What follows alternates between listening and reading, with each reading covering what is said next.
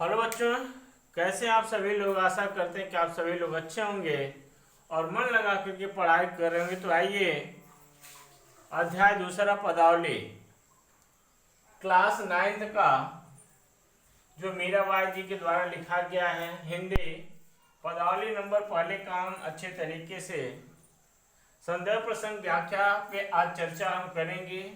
तो सबसे पहले यहाँ संक्षिप्त परिचय की बात किया जाए तो आप देख लीजिए मीराबाई का सबसे पहले नाम मीराबाई, जन्म सन 1498 ईस्वी, जन्म स्थान आपका चौकड़ी ग्राम राजस्थान में है। पिता का नाम राव रत्न सिंह था, माता का नाम कुसुम कुंवर, पिता का नाम कुंवर भोज राज और निधन की बात किया जाए तो सन 1546 ईस्वी में आपका निधन हो गया। तो आइए इस पदावली नंबर पहले का हम शुरुआत करते हैं। तो देखिए किस प्रकार से मीराबाई जी यहाँ लिखी हुई हैं। बसो मेरे नैनन में नंदलाल, बसो मेरे नैनन में नंदलाल, मोर मुकुट मकराकृत कुंडल, अरुण तिलक दिए भार, बसो मेरे नैनन में नंदलाल, मोहनी मूरति सांवरी सूरति, नैना बने विशाल, बसो मेरे नैनन में नंदलाल, अधर सुधारस मुरली राजत, उर्वै जंती माल, बसो मेरे नैनन में नंदलाल,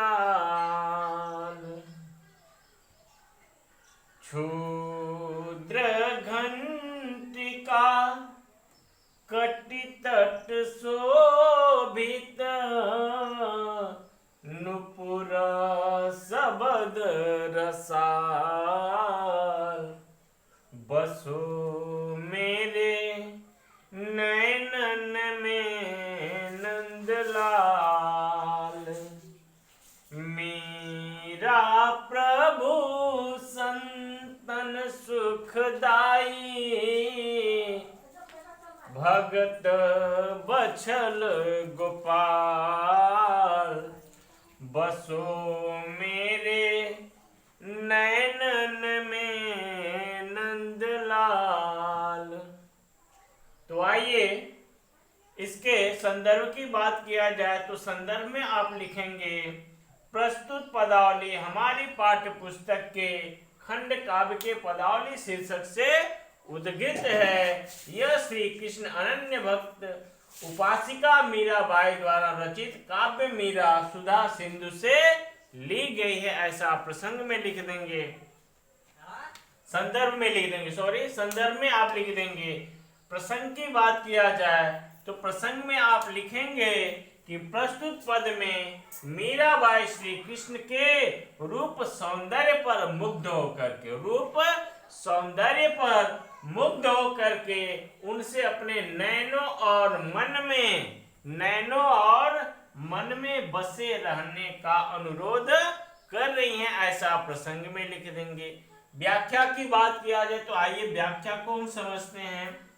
बसो मेरे नैनन में नंदलाल, मतलब यहाँ ये हुआ कि हे नंदलाल के कन्हैया, आप मेरे नैनों में, नयन माने आंख में, बस जाओ और मन में भी बस जाओ। मोर मुकुट मकराकृत कुंडल अरुण तिलक दिए बाल, बसो मेरे नैनन में नंदलाल। मोर मुकुट मकराकृत कुंडल अरुण तिलक दिए भाल का अर्थ ये हो रहा है कि मोर सा जो मुकुट अपने सिर पर आप लगाए हैं, मुकुट मकराकृत कुंडल जो मकरी के आकार का जो कुंडल पहन रखे हैं, अरुण तिलक दिए भाल का मतलब जो लाल टीका आप बड़ा सा लगाए हैं वो बहुत ही शोभावान दिखाई दे रहा है, इसलिए आप मेरे नैनों में बस जाओ। मोहनी मूरति सांवरी सूरति नैना बने विशाल, बसो मेरे नैनन में नंदलाल। अब मोहनी मूरत सांवर सूरत नैना बने विशाल, ये सारी चीजें जो भी बताया जा रहा है, मोहन मूरत सांवर सूरत, ये सारी चीजें मीराबाई को बहुत ही अच्छा लग रहा है, बहुत ही सुंदर लग रहा है, इसलिए बार बार करें कि हे प्रभु आप मेरे नैनों में बस जाओ। अधर सुधा रस मुरली राजत उर्वैजंती माल। यहाँ अधर माने होठ और सुधा माने बहुत ही रस, मुरली राजत उर्वैजंती माल। अगर यहाँ बताया जाए अधर माने ओठ पर जब आप मुरली रखते हैं, मुरली को रखते हैं और उससे जो आवाजें निकल रही हैं वह आपको बहुत शोभावान लग रही हैं। जब आप मुरली होठों पे, अधर माने निचले होठों पे जब आप रखते हैं तो बहुत ही और शोभावान लग रही हैं, इसलिए आपकी हर एक चीज, हर एक, जैसे आपको यहाँ बताया जा रहा है, जैसे मोर का मुकुट बहुत शोभावान लग रहा है, जैसे मोहन मूरित बहुत शोभावान लग रही है, आपके नयन बहुत शोभावान लग रहे हैं, इसलिए आप हमारे नयनों में बस जाओ। अगली लाइन में क्षुद्र घंटिका कटि तट शोभित